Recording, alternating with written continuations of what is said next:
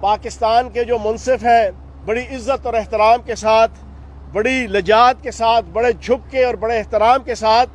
کہ اپنے تئیں تو آپ نے انصاف کر دیا، اپنے تئیں تو آپ نے انصاف کر دیا، اب دیکھیے کہ منصف لولاک کیا کرے۔ تو جناب منصف لولاک جو آسمانوں پہ بیٹھا ہے، عزت اور ذلت کے فیصلے زمینوں پہ نہیں آسمانوں پہ ہوتے ہیں، اور میں نے پہلے بھی یہیں پہ کھڑے ہو کے کہا تھا کہ عزت اور ذلت کے فیصلے آسمانوں پہ بیٹھنے والی ہستی عمل کی بنیاد پہ نہیں، نیتوں کی بنیاد پہ کرتی ہے۔ اللہ پاک نبی پاک کے صدقے عمران خان کی نیت کو جانتا ہے اللہ پاک کہ وہ اس پاکستان کی خاطر، وہ امت مسلمہ کی خاطر کیا نیت رکھتا ہے۔ تو پھر اللہ نے جو کل عزت دی وہ ساری دنیا نے دیکھی۔ دوسری سب سے الارمنگ چیز، آج کتنی بدقسمتی ہے، پاکستان کی جمہوریت کا حسن دیکھیں، 155 سیٹوں والا اپوزیشن میں اور 85 سیٹوں والا برسر اقتدار آ رہا ہے، اور پھر پاکستان کی جمہوریت کی بدصورتی دیکھیں کہ وہ شخص کہ جو پچھلے 10 مہینوں سے منی لانڈرنگ اور کرپشن اور ٹی ٹیز کے کیس کے اندر، اور وہ کیس جو اوپن اینڈ شٹ کیس ہے اس کے اوپر 10 مہینوں کی ضمانت پہ ہے، 10 مہینوں سے، اور آج اس پہ فرد جرم عائد ہونی تھی، لیکن کل ایف آئی اے کے ڈپارٹمنٹ کو استعمال کر کے اس کے اربوں روپے کی کرپشن کی جو فائلیں تھی ان کو سدھا بدرہ بھی کیا گیا، اور آج بدقسمتی سے پاکستان کی جمہوریت کی بدصورتی دیکھیں کہ آج وہ وزارت عظمیٰ کا حلف اٹھائے گا۔ اور تیسری امپورٹنٹ چیز یہ پوری پاکستانی قوم کے سامنے رکھوں گا، یہ جو United Studies Alliance U S A Pakistan کے اندر یہ غلاموں کا ٹولہ، یہ بھکاریوں کا ٹولہ، یہ جو پچھلے 1.5 مہینے سے اعلان کر رہے ہیں نا کہ ہم اقتدار میں آنے کے بعد ہم ای وی ایم مشین کا قانون چینج کریں گے، ہم اوورسیز پاکستانیوں کو ووٹ دینے کا حق واپس لیں گے، تو جناب والا یہ آپ کی اطلاع کے لیے عرض ہے، یہ میرا بنایا ہوا فیکٹ اینڈ فگر نہیں ہے، یہ اس وقت ریالٹی میں آپ کے سامنے رکھ رہا ہوں، یہ اسٹیٹ بینک کی ریالٹی ہے، یہ پاکستان کے بینکنگ سسٹم کی ریالٹی ہے کہ کل تک 1,87 کروڑ ڈالر روشن ڈیجیٹل اکاؤنٹ میں سے اوورسیز پاکستانی جو ہے وہ نکال چکے ہیں۔ یہ کتنا بڑا پاکستان کے اوپر میں سمجھتا ہوں یہ پلنٹی ہے کہ وہ ان ڈاکو اور چوروں کی حکومت کو پاکستان کے اوورسیز وہ پاکستانی جتنی ایکسپورٹ ہے پاکستان کی اس سے کہیں زیادہ، اس کے برابر، اس سے کہیں زیادہ آپ کی فارن ریمیٹنس ہے جس کی بنیاد پہ پاکستان کی اکانومی چلتی ہے۔ آج پاکستان کی فارن ریمیٹنس کو ان بھکاریوں کی وجہ سے، ان چوروں، لٹیروں اور نوسر بازوں کی وجہ سے، اور یہ نیا آنے والا مقصود چپڑاسی وزیر اعظم، اس کی وجہ سے جو نقصان پہنچا وہ آپ کے سامنے رکھ دی۔ اب میں آپ کے سامنے آخری چیز، ہائی کورٹ کے اندر جو آج پروسیڈنگ ہوئی، بنیادی طور پر دوست مزاری صاحب یہ کیس لے کے گئے کہ اسپیکر اسمبلی نے، چودھری پرویز لائی صاحب نے بینگ اے اسپیکر اسمبلی کوئی غیر آئینی اقدامات کیے ہیں، مجھے سائیڈ لائن کر کے مجھ سے اختیارات لے کر۔ پھر اسی طریقے سے حمزہ شہباز صاحب وہ گئے جناب عدالت کے اندر کہ جناب جلدی سے اجلاس منعقد کیا جائے اور مجھے ایچکن پہنائی جائے، اور یہ جو جلدی سے اجلاس نہیں ہو رہا، 16 اپریل تک جو ہے وہ پوسٹ پون ہوا ہے، یہ غیر آئینی ہے۔ تو میں آپ کے سامنے آج کی پروسیڈنگ کی روشنی میں پکچر کلیئر کر دوں۔ آج سیکرٹری اسمبلی نے بڑے عزت اور احترام کے ساتھ عدالت عالیہ کے سامنے پکچر رکھی کہ 1 تاریخ کو اجلاس بلایا گیا، 1 تاریخ کو، 2 تاریخ کو اجلاس ہوا، 2 تاریخ کے اجلاس میں وزارت اعلیٰ کی پروسیڈنگ سٹارٹ ہوئی، 2 تاریخ کی شام کو وزارت اعلیٰ کے جو امیدوار تھے حمزہ شہباز صاحب اور جناب چودھری پرویز لائی صاحب، ان کے کاغذات نامزدگی جمع ہوئے، اور پھر اسی دن ان کی کاغذات نامزدگی کی سکروٹنی ہوئی، اور وہ جناب کاغذات نامزدگی دونوں کے منظور ہوئے۔ پھر 3 تاریخ کو اجلاس منعقد ہوا، اور 3 تاریخ کے اجلاس کو منعقد کرنے کے حوالے سے کیونکہ اسپیکر اسمبلی چودھری پرویز لائی صاحب خود کینڈیڈیٹ تھے، انہوں نے اسمبلی کے رولز اینڈ پروسیجرز کا جو آرٹیکل 15 ہے اس کے تحت کہ جتنی خواتین اور مرد ممبران تھے انہوں نے جو بدماشی کی اس کی روشنی میں ڈپٹی سپیکر دوست بزاری صاحب نے 6 سے زائد دفعہ ہاؤس ان آرڈر کرنے کے حوالے سے کوشش کی. جب وہ کامیاب نہ ہوئے اور وہاں پر خون خرابہ اور مار دھاڑ ہونے کا اندیشہ بڑھ گیا تو دوست محمد بزاری صاحب نے خود اجلاس 6 تاریخ تک ایڈجرن کر دیا. یہ ایک پکچر کلیئر کی عدالت عالیہ کے سامنے. پھر اس کے بعد ساری دنیا نے دیکھا, سیکرٹری اسمبلی نے پوری پکچر عدالت عالیہ کے سامنے رکھی کہ 3 تاریخ کو جب ایڈجرن ہو گیا تو اسمبلی ہال کے اندر بھی حمزہ شہباز کی سرپرستی میں, رانا مشہود کی سرپرستی میں, عظمیٰ بخاری صاحبہ کی سرپرستی میں ہال کے اندر توڑ پھوڑ کی گئی. پھر وہاں سے نکل کے اپوزیشن کی جو لابی تھی, اس اپوزیشن کی لابی کے اندر انفراسٹرکچر توڑا گیا, فرنیچر توڑا گیا, شیشے توڑے گئے اور وہاں پر ساری توڑ پھوڑ کی گئی. اس توڑ پھوڑ کے نتیجے میں پھر انہی آپ کے جو ڈپٹی سپیکر ہیں انہوں نے 5 تاریخ کو 16 اپریل تک اجلاس, کیونکہ ریہیبلیٹیشن ہونی تھی پورے اسمبلی ہال کی, اپوزیشن لابی کی, تو جناب ڈپٹی سپیکر نے 16 اپریل تک پراپر گزٹڈ نوٹیفیکیشن کے تحت جو موجود ہے انہوں نے اجلاس ایڈجرن کر دیا 16 تاریخ تک. لیکن پھر سیکرٹری اسمبلی نے عدالت عالیہ کو یہ بتایا کہ 5 اور 6 تاریخ کی رات کو اچانک ٹی وی چینلز پہ چلنا شروع ہو گیا کہ جناب ایک سادہ کاغذ کے اوپر ڈپٹی سپیکر صاحب نے اپنے سائن سے بغیر کسی گزٹڈ نوٹیفیکیشن کے اعلان کر دیا کہ کل اجلاس ہوگا. یہ ٹوٹلی ایبسلیوٹلی انلیگل تھا, غیر آئینی تھا. اس کے اوپر سپیکر اسمبلی نے ایکشن لیتے ہوئے رولز اینڈ پروسیجر کے آرٹیکل 25 کے تحت فوری طور پر ان سے اختیارات واپس لے لیے ڈپٹی سپیکر سے. اسمبلی کے رولز اینڈ پروسیجرز 1997 کے آرٹیکل 25 کے تحت سپیکر اسمبلی نے جو آرٹیکل 15 کے تحت اپنی پاور ڈیلیگیٹ کی تھی ڈپٹی سپیکر کو, وہ اسی 25 آرٹیکل کے تحت واپس لے لی. واپس لینے کے بعد اجلاس وہی 16 کے حوالے سے جو ہے وہ ابھی تک موجود ہے, اس کا گزٹڈ نوٹیفیکیشن ہے. جو 5 اور 6 تاریخ کی رات کو سادہ کاغذ کے اوپر ڈپٹی سپیکر صاحب نے بنیادی طور پر حمزہ شہباز کے ساتھ اور نون لیگ کے ساتھ ملی بھگت کر کے, ان کے ساتھ معاملات طے کر کے, آئین اور قانون کی خلاف ورزی کرتے ہوئے جو سادہ کاغذ کے اوپر اجلاس بلایا تھا, اس کا کسی قسم کا کوئی نوٹیفیکیشن سپیکر اسمبلی اور آپ کے سیکرٹری اسمبلی تک کوئی ڈاکومنٹ نہیں آیا. یہ بھی آن ریکارڈ ہے. یہ ساری باتیں آج عدالت عالیہ کے سامنے ابھی تک رکھی گئی ہیں. اب 2 بجے دوبارہ جناب پروسیڈنگ ہونی ہے.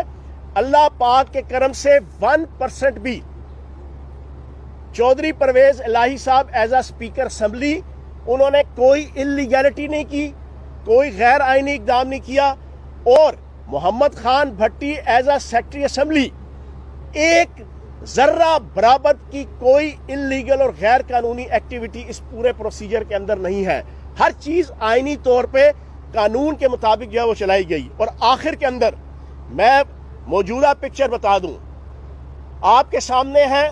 کہ پہلے گلبرگ کا ایک نجی ہوٹل تھا, وہاں پر 150 سے زائد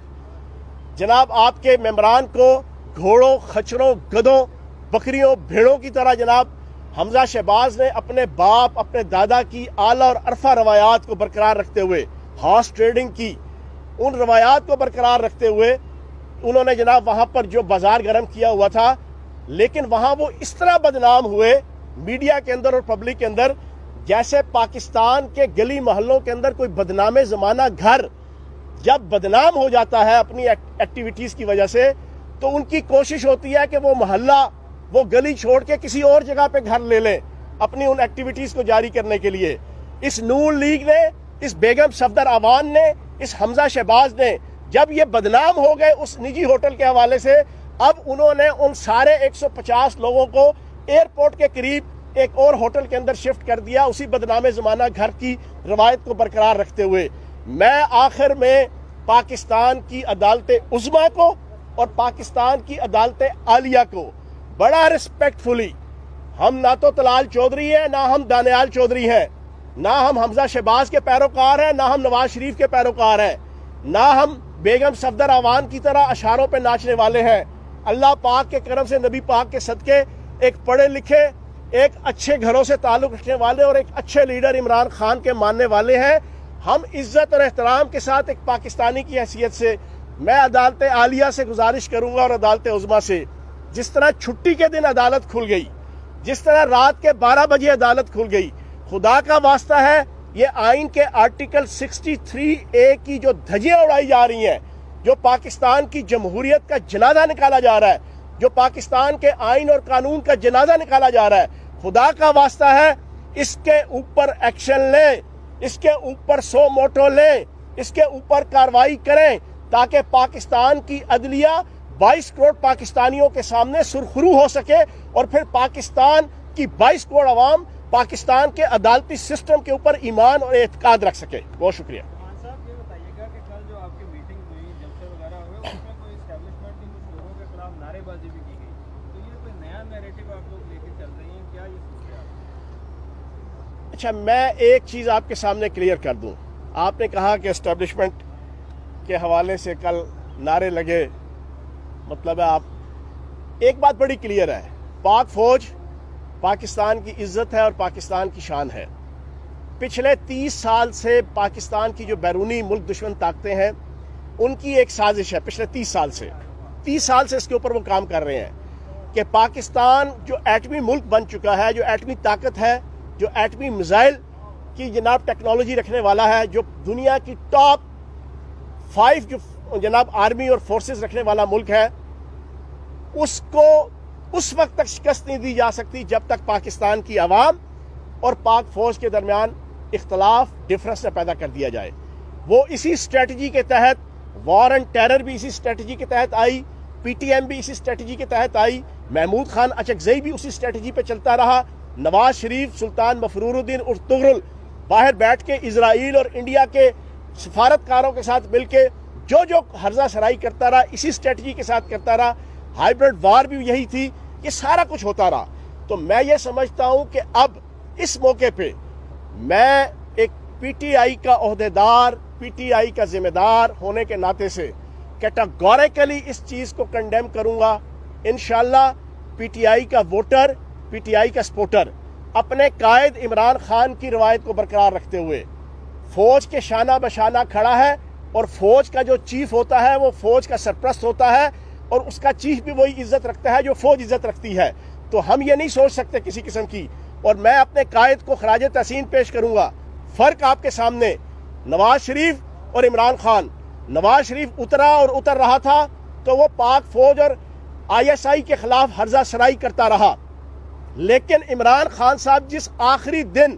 3 گھنٹے پہلے اپنے عہدے سے اتر رہے تھے تو شاہین 3 میزائل کی کامیابی کے اوپر پاک فوج، اس کے اداروں اور اس کے سائنٹسٹوں کو خراج تحسین پیش کر رہے تھے۔ یہ فرق ہے عمران خان کے اندر اور سلطان مفرور الدین ارطغرل کے اوپر۔ تو میں اپنے خان کی روایات کو اور اپنے قائد کی روایات کو برقرار رکھتے ہوئے تمام پی ٹی آئی کے کارکنان سے، تمام عوام سے یہ گزارش کروں گا کہ ہمارے کسی جلسے کے اندر، ہماری کسی ریلی کے اندر، ہمارے کسی پروسیشن کے اندر، ہماری کسی ڈیمونسٹریشن کے اندر کوئی پاک فوج کے حوالے سے کوئی نیگیٹو سینٹیمنٹ انشاءاللہ نہیں آئے گا۔ فیاض بھی بتائیے گا، کچھ لوگ کا کہنا ہے کہ جو بہت کامیاب ہمارا جلسے وغیرہ ہوئے ہیں، تو لوگ کہہ رہے ہیں کہ یار کہ جلسوں سے یا دھرنوں سے بھی کوئی پرائم منسٹر بنا ہے، کوئی واپس آئے، اس پہ کیا کہیں گے؟ اور دوسرا سوال یہ ہے کہ جس طرح رات 12 بجے عدالت نے اپنی کارروائی کی اور بہت اچھی عدالت ہونے کا ثبوت دی ہے، اسی طرح آپ کو لگتا ہے کہ ماڈل ٹاؤن کیس کے اندر بھی کسی دن رات 12 بجے عدالت کھلے گی اور ان کو انصاف ملے گا اس متعلق؟ اچھا، آپ نے کہا کہ جلسوں سے اور جلوسوں سے اور ریلیوں سے وزیر اعظم نہیں بنتا۔ دیکھیں، پاکستان بھی جو ہے وہ جلسوں سے اور ریلیوں سے اور مظاہروں سے اور عوام کی پروسیشن سے ہی بنا تھا۔ بر صغیر کی عوام نے جو ہے وہ جھنڈا ہاتھ میں لے کے رہیں گے، پاکستان بن کے رہے گا۔ پاکستان کے جو سٹرگل تھی وہ مار دھاڑ کے ذریعے سے نہیں تھی، وہ قتل و غارت گری کے ذریعے نہیں تھی، وہ لا نیسنس کا ماحول کریٹ کر کے نہیں تھی، وہ ایک پازیٹیو طریقے سے، افیکٹو طریقے سے 1946 के जो इलेक्शन थे वो जो जीते थे मुसलमानों ने, फिर उसकी बुनियाद पर और फिर वो सारी स्ट्रगल, ये मुजाहरे, ये गली मोहल्लों के अंदर प्रोसेशन, ये जलसे, ये कायद आज़म रहमतुल्लाह अलैह की तकरीरें, उसकी बुनियाद पर लोग उठे थे। तो इंशाल्लाह आप भी उठेंगे। मॉडल टाउन वाला भी बता दीजिए। उसका क्या बना? जो मुशर्रफ खान के खिलाफ रेफरेंस तैयार किया था उसका क्या बना? देखें, एक बात बड़ी क्लियर है, ये बड़ा अच्छा सवाल पूछा। उनकी सियासत का भी बेड़ा गर्क, खैर वो तो हुआ ही हुआ है, लेकिन टेक्निकलिटीज की बुनियाद के ऊपर भी इनकी सियासत का बेड़ा गर्क हो जाएगा। इन्होंने उनको पेश नहीं किया। तो जनाब एक बात बड़ी क्लियर है, पंजाब के अंदर जो बल्ले की सीट पे मुंतखब हुआ है वो आइन के आर्टिकल 63A1 के तहत वो पाबंद है कानूनी तौर पर, इखलाकी तौर पर पीटीआई के कैंडिडेट को वोट देने के लिए, और पीटीआई का कैंडिडेट चौधरी परवेज इलाही साहब है। अगर वो इनको वोट नहीं देता तो जनाब स्पीकर और पैनल ऑफ चेयरमैन या प्रिजाइडिंग अफसर जो नाम भी दे दें, जो आइन और कवानीन के अंदर लिखे हुए हैं, उसकी अथॉरिटी है कि वो उन वोटों को कंसिडर नहीं करेगा। और जब उन वोटों को कंसिडर नहीं होगा तो पहली टर्म के अंदर किसी का वजीर आला नहीं बनेगा। ये सुन ले, ये टेक्निकल बात मैं रख रहा हूं। फिर जब दूसरी टर्न आएगी तो अल्लाह पाक के करम से गज वज के चौधरी परवेज इलाही साहब पंजाब के वजीर आला मुंतखब होंगे।